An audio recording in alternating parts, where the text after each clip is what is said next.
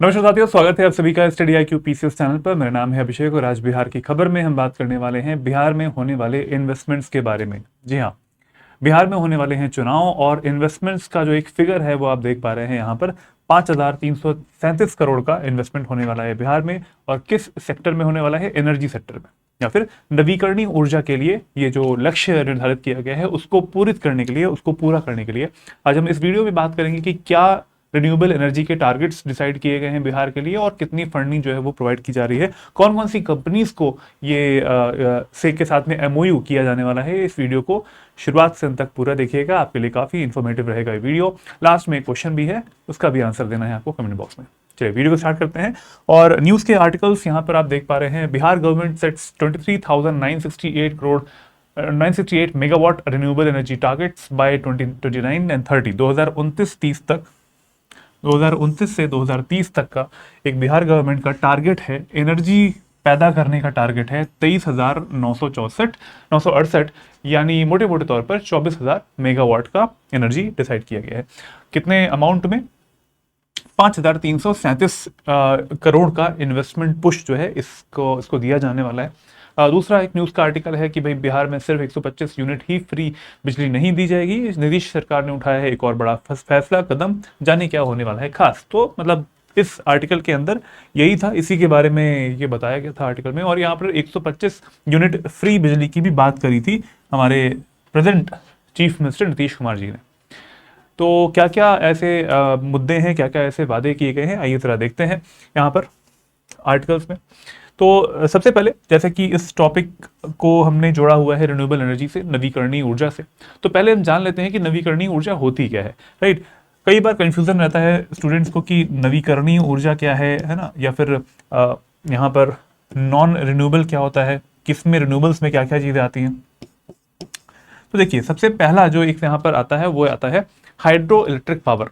मतलब hydro electric power, जल विद्युत परियोजनाएं, जो भी जल विद्युत परियोजनाएं होती हैं वो सारी हमारे देश में जो भी लगी हुई हैं, चाहे वो हिमालयन रिवर्स के रास्ते में लगी हों, चाहे वो किसी पेनिनसुलर रिवर्स के रास्ते में लगी हों, उनसे बिजली जब पैदा की जाती है तो उसको हम लोग हाइड्रो इलेक्ट्रिक पावर कहते हैं। और इसमें कोई भी एमिशन नहीं होता है, कोई भी उत्सर्जन नहीं होता है, कार्बन उत्सर्जन इसमें बिल्कुल नहीं होगा।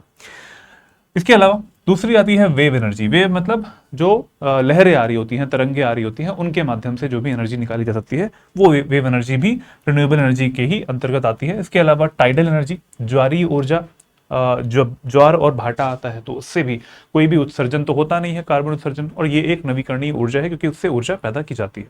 अगला वाला आता है सोलर एनर्जी, जो कि सबसे टॉप पर रखा गया है, सबसे मिडिल में रखा गया है, बिकॉज इससे सबसे ज्यादा एनर्जी पैदा की भी जाती है पूरे भारत देश में। देखा जाए तो सौर एनर्जी इस टाइम पर जो टारगेट्स डिसाइड किए जाने वाले हैं, जिस इस वीडियो के में मैं आपको जो बताऊंगा अभी, तो उसमें भी जो टारगेट सबसे ज्यादा कौन फुलफिल करेगा वो है सौर ऊर्जा ही।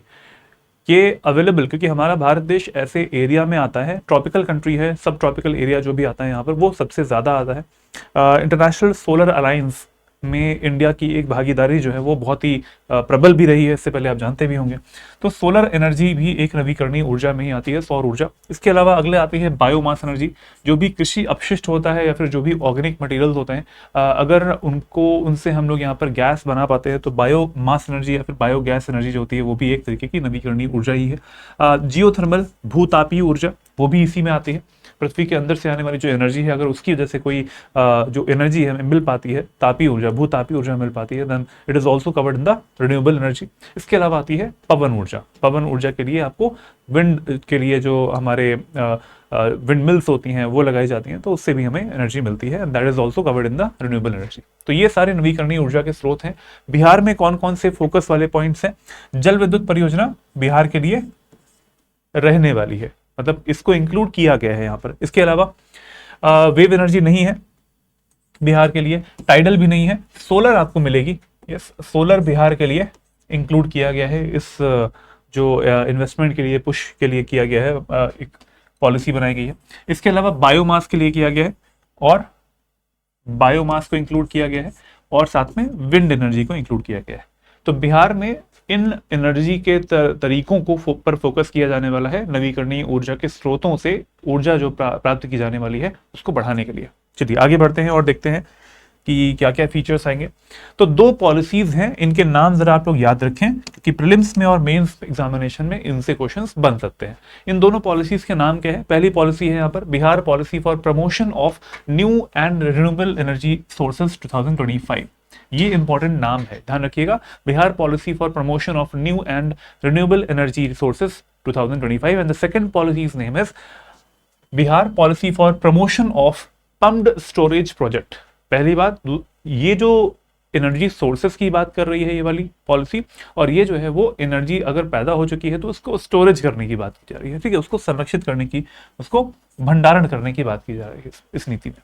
तो इन दोनों नीतियों के बारे में आज हम पढ़ने वाले हैं। इन दोनों नीतियों का अल्टीमेट उद्देश्य यही है कि जो हमारा नेट कार्बन उत्सर्जन है, जिसको हमें कम करना है 2070 तक, 2070 तक हमें इसको क्या करना है, नेट कार्बन उत्सर्जन जो है वो हमारा क्या होना चाहिए, शून्य होना चाहिए, राइट।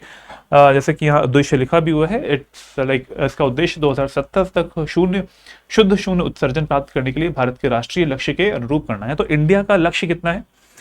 जितने भी हमारे डेवलप्ड कंट्रीज हैं उनके लिए जो टारगेट है वो 2050 तक रखा गया है, लेकिन जो हमारा इंडिया का जो टारगेट है वो है नेट जीरो एमिशन का, वो है 2070 तक। अभी भी समय हमारे पास में है, अगर हम अभी से पॉलिसीज को नहीं बनाएंगे इस तरीके से कि हमारी पॉलिसीज में हम शिफ्ट लाना पड़ेगा, हमें थर्मल पावर से टुवर्ड्स द रिन्यूएबल एनर्जी के जो स्रोत होते हैं उनकी तरफ शिफ्ट होना पड़ेगा। अगर नहीं होंगे तो फिर ये टारगेट अचीव नहीं हो पाएगा, राइट, 2070 तक वाला। तो 2070 इज इंडिया टारगेट, इंडिया का टारगेट है 2070, और इसके लिए अलाइन होने के लिए हमें कुछ तरीके अपनाने पड़ेंगे, उन्हीं तरीकों में से ये कुछ तरीके हैं। अगला पॉइंट आता है यहाँ पर हमारे नवीकरणीय ऊर्जा के स्रोतों के लिए बिहार का जो न्यू रिन्यूएबल एनर्जी पॉलिसी है वो क्या एम करती है, वो न्यूज के आर्टिकल में हमने देख लिया। इट इज 23,968 मेगावाट, लगभग 24,000 मेगावाट की बिजली पैदा करने की क्षमता होनी चाहिए, कैपेसिटी होनी चाहिए, और 6100 मेगावाट आर, ठीक है, 6100 मेगावाट आर का स्टोरेज होना चाहिए बाय 2029 एंड 30। तो जो दो पॉलिसी मैंने बोला था, एक था एनर्जी को पैदा करना, दूसरा था एनर्जी को सेव करना। सेव करने की लिमिट कितनी है? 2029-30 तक, करीबन आने वाले 5 सालों में, 4 से 5 सालों में ये कितनी हो जानी चाहिए? 6100 मेगावाट आर हो जानी चाहिए। The state government's new renewable energy policy outlines an expansive framework that includes solar। ये मैंने अभी आपको बता दिया इससे पहले, सौर ऊर्जा पर फोकस किया जाने वाला है बिहार में, विंड एनर्जी पर फोकस किया जाने वाला है बिहार में, हाइड्रो या फिर जो जल विद्युत परियोजनाएं होती हैं, कई सारे डैम्स बने हुए हैं, वहां से भी बिजली को पैदा किया जाने वाला है। इसके अलावा बायोमास होता है, वो बायोमास या फिर वेस्ट टू एनर्जी, अगर कहीं पर कुछ अपशिष्ट पदार्थ पड़े हुए हैं तो उनसे अगर एनर्जी पैदा की जाती है तो वो भी हमारे इसी में इंक्लूड जाती है, और बिहार में इन एनर्जी के तरीकों पर पूरा फोकस किया जाने वाला है पैदा करने के लिए। आगे बढ़ते हैं और देखते हैं कि क्या सोलर एनर्जी के लिए क्या टारगेट्स हैं, क्या क्या इनिशिएटिव्स हैं, किस तरीके से ब्रेकअप किया गया है इसका। सोलर एनर्जी के लिए ground mounted projects, solar energy जिसमें कि हमें सोलर पैनल्स की आवश्यकता होती है, सौर ऊर्जा जो होती है वो डायरेक्टली इंसोलेशन मिलता है सोलर पैनल्स को और वहां से बिजली पैदा होती है। तो पहला वाला आता है ग्राउंड माउंटेड प्रोजेक्ट्स, जैसे कि यहाँ पर आप देख पा रहे हैं, ये एक सतह है, एक ग्राउंड है, इस ग्राउंड के ऊपर पैनल्स लगे हुए हैं बहुत बड़े लेवल पर। तो यहाँ पर क्या होता है कि इस ग्राउंड माउंटेड प्रोजेक्ट्स में जो एनर्जी पैदा होगी वो 18,448 मेगावाट की। अब इसमें एक नेगेटिव पॉइंट ये आता है कि आपका वो जो एरिया है जहां पर आप पैनल्स लगाओगे वो एरिया कवर हो जाता है इससे। अब उस लैंड सरफेस पे आप कुछ और नहीं कर सकते, राइट, उस लैंड सरफेस पे जहां पे पैनल लगे होंगे वहां पर कुछ और नहीं कर सकते। अगर आप इनोवेटिव तरीके से देखना चाहो तो कुछ लोग ऐसे भी हैं जो कि वहां पर अन्य कुछ व्यवसाय भी कर लेते हैं, जैसे मछली पालन करना है तो नीचे पॉन्ड बना दिया, ऊपर उन्होंने पैनल लगा दिए। तो कुछ तरीके हैं ऐसे, जैसे कि आपने देखा होगा कि कुछ नहरें होती हैं, कैनाल्स हैं, तो कैनाल के ऊपर अगर सोलर पैनल्स लगा दिए जाते हैं तो इससे दो फायदे होते हैं। एक तो कैनाल के ऊपर जब ये सोलर पैनल लगाया जाएगा तो लैंड पर नहीं लगाएगा, तो लैंड पर ना लगाने से लैंड का जो एरिया है वो बच गया, पहली चीज तो ये फायदा हो गया। दूसरा होता है कैनाल्स के का जो गर्मी के दिनों में वाष्पीकरण होता है पानी का वो भी कम हो जाएगा, क्योंकि डायरेक्ट सनलाइट नहीं पड़ेगी उसके ऊपर। तो दो फायदे होते हैं उसके। तो यहाँ पर यह है कि ग्राउंड माउंटेड प्रोजेक्ट्स जो होंगे सोलर एनर्जी पैदा करने वाले, उनसे सबसे ज्यादा बिजली पैदा की जाने वाली है 18,448 मेगावाट की। सोलर पार्क्स बनाए जाएंगे with the capacity of 900 megawatt. तीसरा है फ्लोटिंग सोलर इंस्टॉलेशंस। कई बार आपने न्यूज़ में सुना होगा कि फ्लोटिंग पावर पैनल्स जो है वो लगे रहते हैं किसी भी वाटर बॉडी पर जहाँ पर स्टिल वाटर होता है। स्टिल मतलब वो पानी बहता हुआ पानी नहीं है, स्टिल वाटर होता है। तो वहाँ पर क्या होगा, जैसे झीलें होती हैं, झीलों का पानी होता है, तालाबों का पानी रहता है, या फिर डैम कोई है तो वहाँ पर भी सोलर फ्लोटिंग इंस्टॉलेशंस कर दी जाती है। तो उनसे पैदा की जाएगी 495 मेगावाट की बिजली। 400 मेगावाट की जो बिजली है वो एलिवेटेड सोलर प्रोजेक्ट से होने वाली है। रूफटॉप, घरों के ऊपर या फिर इंडस्ट्रीज की छतों पर जो सोलर पैनल्स लगाए जाते हैं उनसे बिजली पैदा की जाएगी। तो वो उसकी करीबन करीबन कैपेसिटी 500 मेगावाट होने वाली है। On grid end of grid करीबन 1975 और 340 मेगावाट। मतलब हम चाहते हैं कि grid connected solar power panels जो है वो ज्यादा लगाए जाएं, तो उनसे कैपेसिटी आपको ज्यादा मिलेगी। और साथ में स्मॉल हाइड्रो प्रोजेक्ट्स जो है वो आपके आ जाते हैं करीबन करीबन 250 मेगावाट के, 250 मेगावाट। टोटल मिला के देखा जाए तो बहुत ही अच्छा एक नंबर बनता है, जो कि एक टारगेट को अचीव करने वाला नंबर भी है। हमारे बिहार में 4 तरीके से मैंने बताया आपको, एक हो गया हाइड्रो, एक हो गया आपका वेस्ट टू एनर्जी, एक हो गया सोलर वाला और एक हो गया विंड वाला। ठीक है, ये वेस्ट टू एनर्जी या फिर बायो वाला हो गया, बायोगैस वाला पार्ट हो गया। इन चारों तरीकों में सोलर वाला मैंने यहाँ पे ब्रेकअप आपको दिखा दिया है, न्यूज के आर्टिकल्स के अकॉर्डिंग इस तरीके से इसको शो भी किया गया। तो आप याद कर सकते हैं इनको भी, इस ब्रेकअप को।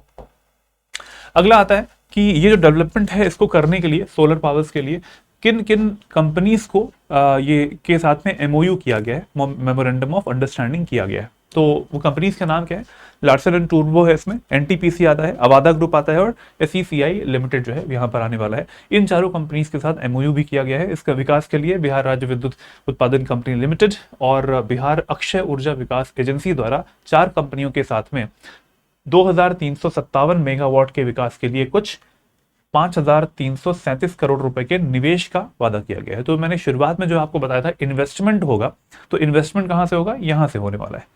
ठीक है, तो प्राइवेट कंपनी से इन्वेस्टमेंट भी होगा और एक तरीके से डेवलपमेंट होने वाला है बिहार में एनर्जी सेक्टर के क्षेत्र में। तो इससे कई सारे एडवांटेज भी मिलेंगे और यहाँ पर कुछ इनिशिएटिव्स जो है वो होने वाले हैं। इंसेंटिव प्रोवाइड करने वाली है गवर्नमेंट, राइट। इंसेंटिव कौन कौन से इंसेंटिव्स होंगे, इंसेंटिव्स मिलने वाले हैं जैसे कि सिंगल विंडो क्लियरेंस सिस्टम। अगर कोई कंपनी आती है और बिहार में कहती है कि हमें यहाँ पर एनर्जी प्रोडक्शन करना है, सोलर एनर्जी का प्रोडक्शन करना है, तो उस कंपनी को क्या मिलेगा, सिंगल विंडो क्लियरेंस सिस्टम की एक सुविधा मिल पाएगी।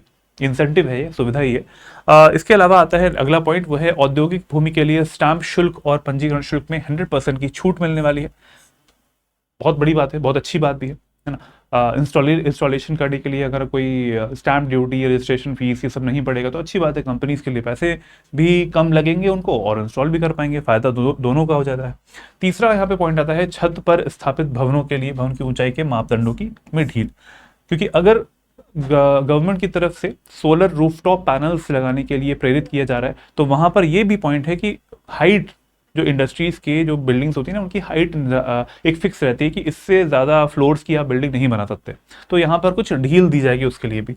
ग्रिड कनेक्टिविटी की सुविधा प्रोवाइड की जाने वाली है जिससे कि जो एनर्जी पैदा होती है उसको ग्रिड में फिर से भेज के अगर प्रॉफिट मिल सकता है उस कंपनी को, उस इंडस्ट्री को, तो वो भी दिया जा सके। Industry status for renewable energy ventures, जो जितने भी हमारे रिन्यूएबल एनर्जी के लिए कंपनीज हैं अगर वो इन्वेस्टमेंट करना चाहेंगी तो उन्हें एक इंडस्ट्री का दर्जा दिया जाएगा। Energy and carbon credit banking भी यहाँ पर प्रोवाइड की जाने वाली है। कार्बन क्रेडिट एक बड़ा कॉन्सेप्ट होता है जहाँ पर हम सेल कर पाते हैं, कार्बन क्रेडिट्स वाला पार्ट होता है उसको सेल कर पाते हैं और फायदा मुनाफा कमा सकते हैं। एडवांटेजेस क्या हो सकते हैं इसके, इस पूरे प्रक्रिया के, इस पूरे रिन्यूएबल एनर्जी या फिर नवीकरणीय ऊर्जा के उत्पादन के लिए जितने भी इनिशिएटिव होने वाले हैं, इन्वेस्टमेंट होने वाला है, कंपनीज के नाम मैंने बता दिए, उनसे ये एडवांटेजेस अल्टीमेटली आपको मिलेंगे। पहला एडवांटेज आपको मिलता है वो है एनर्जी सिक्योरिटी का। अल्टीमेटली अगर देखा जाए लगभग 24,000 मेगावाट की बिजली पैदा होगी, 23,968 मेगावाट की अगर बिजली पैदा होती है तो जहां पर कहीं पे भी बिजली नहीं पहुंच पाती है डेफिनेटली पहले हम बिहार को ही कैटर करेंगे, है ना। बिहार में बिजली पैदा हो रही है तो ऐसा थोड़ी कि पूरी बिजली उठा के किसी और देश को या फिर किसी और राज्य को सेल कर दिया। तो ऐसा है कि हमारे बिहार के लोगों को ही वो बिजली मिलेगी, ऊर्जा सुरक्षा की तरफ हमारा बिहार अग्रसर होगा। अगला पॉइंट है रोजगार सृजन भी। अगर इतना सारा यहाँ पर इंस्टॉलेशंस होंगे तो डेफिनेटली हमारे बिहार के लोगों को यहाँ पर रोजगार भी मिलने वाला है। सतत विकास, sustainable development, affordable and clean energy, ये एक अफोर्डेबल एंड क्लीन एनर्जी, ये एक सस्टेनेबल डेवलपमेंट गोल है और इस गोल के साथ में इसके कोहेरेंस में हमारा ये इनिशिएटिव भी काम कर रहा है। अगला पार्ट आता है रिडक्शन इन कार्बन। वैसे आप लोगों को कमेंट बॉक्स में बताना है कि अफोर्डेबल एंड क्लीन एनर्जी जो है वो उसका नंबर क्या है, सस्टेनेबल डेवलपमेंट गोल का नंबर क्या है, कमेंट बॉक्स में जरूर बताइएगा। अगला पॉइंट है यहाँ पर reduction in the carbon footprint. पहली बात, हम फोकस किस पे कर रहे हैं? हम फोकस कर रहे हैं सोलर पे, यहाँ पर कोई भी कार्बन उत्सर्जन नहीं होता है। हम फोकस कर रहे हैं विंड पावर पे, यहाँ पर भी कोई भी कार्बन उत्सर्जन नहीं होता है। हम फोकस कर रहे हैं हाइड्रो इलेक्ट्रिक पावर पे, यहाँ पर भी कोई भी कार्बन उत्सर्जन नहीं हो रहा है और बिजली पैदा हो रही है। इसके अलावा हम यहाँ पर फोकस कर रहे हैं बायो एनर्जी पर। बिहार में इन सारी एनर्जीज पर फोकस किया जाना, किसी में भी कार्बन उत्सर्जन नहीं हो रहा है और ये सारे हमारे रिन्यूएबल एनर्जी रिसोर्सेज ही होते हैं। ठीक है, तो ये एक बड़ा पॉइंट हो जाएगा, साथ साथ फायदा ही है इसमें भी। ग्रामीण विद्युतीकरण, अब हमारे चाहे जितना भी विकास कर लो, मोर देन 75 ईयर्स हो चुके हैं हमारे इंडिपेंडेंस के। इस बार 79th इंडिपेंडेंस डे हमने मनाया भी है कुछ दिन पहले, लेकिन फिर भी रूरल इलेक्ट्रिसिटी, जो ग्रामीण क्षेत्रों में बिजली है, विद्युतीकरण है, वो अभी तक नहीं हो पाया है। हमारे बिहार के कई सारे ऐसे क्षेत्र आपको मिलेंगे, पूर्वी बिहार के कई सारे ऐसे जिले या फिर गांव आपको मिल पाएंगे जहां पर अभी भी बिजली उस तरीके से नहीं पहुंच पाती है। 24/7 सप्लाई तो ना के बराबर नहीं ही है, तो वो हो पाएगी। निवेश आकर्षित हो पाएगा, इन्वेस्टमेंट अट्रैक्ट हो पाएगा बाकी कंपनीज से, जहां कहीं पे भी प्राइवेट कंपनीज का इन्वॉल्वमेंट हो सकता है वहां पर इन्वॉल्व किया जाएगा और वहां पर सरकार के ऊपर जो बर्डन है वो भी कम होगा, फायदा भी होगा। तो एक तरीके से ये सारे एडवांटेजेस हमारे हो सकते हैं बिहार में। इस न्यूज़ में इतना ही था, शुरुआत से अंत तक मैंने अभी आपको जो चीज़ें बताई हैं उससे फायदा ही होने वाला है। इस क्वेश्चन का आंसर आपको देना है कमेंट बॉक्स में। क्वेश्चन है, बिहार में निम्नलिखित में से सबसे बड़ा विद्युत उत्पादन कौन करता है? तापीय, परमाणु, जल विद्युत या फिर भूतापीय? आप सभी को ABCD इनमें से आंसर लिखना है कमेंट बॉक्स में, देखते हैं कि किसका आंसर सही होगा। मुझे लगता है कि इस क्वेश्चन का आंसर आप सभी को पता भी होगा कि अभी हम लोग अग्रसर हैं टुवर्ड्स द नवीकरणीय ऊर्जा या फिर रिन्यूएबल एनर्जी, लेकिन अभी भी जो ट्रेडिशनल मेथड्स होते हैं बिजली पैदा करने वाले, वो अभी भी सबसे ऊपर ही रहेंगे। आंसर दीजिएगा कमेंट बॉक्स में। तो इसके अलावा आज का सेशन यहीं पर समाप्त होता है। अगर आप स्टेट पीसीएस की तैयारी कर रहे हैं, अगर आप 72nd BPSC की तैयारी करना चाहते हैं, तो हमारे फाउंडेशन बैच का हिस्सा बन सकते हैं। फाउंडेशन बैच का नाम है आरंभ 8.0 फाउंडेशन है ये। अगर आप बिल्कुल शुरुआत से तैयारी करेंगे तो आपको ये बैच बहुत ही अच्छा रहेगा। इसमें 2 वेरिएंट में आ रहा है, एक आ रहा है इसमें गोल्ड बैच, एक आता है प्लैटिनम बैच। प्लैटिनम बैच की वैलिडिटी 4 साल की है। इसमें बुक्स भी मिलती हैं आपको, आपके घरों पे आ जाएंगी। जितने भी क्रैश कोर्सेज हम लोग ला रहे होते हैं उन सब में आप इनरोल हो जाएंगे ऑटोमेटिकली इसमें। यहाँ पर 2 साल की वैलिडिटी मिलती है, लेकिन सारे लगभग बेसिक फीचर्स सब सेम ही है। गोल्ड बैच आपको मेरे कोड से मिलेगा, AKS लाइव कोड से 9999 में, और प्लैटिनम बैच मिल जाएगा 16,999 में। इसके अलावा बिहार के एस्पिरेंट्स के लिए एक और बैच है, that is the AEDO course. BPSC का AEDO का कोर्स आ चुका है। आप इसको भी वेबसाइट पर जाकर या फिर इस वीडियो के डिस्क्रिप्शन बॉक्स में जाकर आप ले सकते हैं। जरूर ध्यान दीजिएगा कि ये आपके 2 तरीके से लाया गया है, एक है रिकॉर्डेड कोर्स और एक है लाइव कोर्स। तो मैं आप सभी लोगों को ये प्रेफर करूंगा कि अगर आप लाइव बैच में आते हैं तो इसमें आप इंटरैक्ट कर पाएंगे फैकल्टीज के साथ में। अगर आपको नहीं पता है कि कैसे लेना है तो आप जाएं वेबसाइट पर या फिर ऐप पर, वहां पर BPSC, वहां पर सिर्फ आपको सर्च बॉक्स में ये सर्च करना है AEDO। वेबसाइट पर जाएं, उसके लिंक पर जाएं और जाने के बाद में इस कोर्स को लें और मेरा कोड लगाएं AKS लाइव, क्योंकि इससे आपको मिलेगा मैक्सिमम डिस्काउंट। इस वीडियो का PDF आपको मेरे टेलीग्राम चैनल पर मिल जाएगा, that is learn and grow with Abhishek. इसके अलावा अभिषेक सिंह _study IQ, ये भी मेरा टेलीग्राम चैनल है, abhishek.singh@studyiq.com। यहाँ पर आप मुझे मेल भी कर सकते हैं। आज के लिए इस वीडियो में इतना ही। आप सभी को का धन्यवाद। अगर आप इस वीडियो को अपने फ्रेंड्स के साथ में शेयर करेंगे, दोस्तों के साथ में शेयर करेंगे तो बहुत अच्छा लगेगा। Thank you everyone, take care, जय हिंद।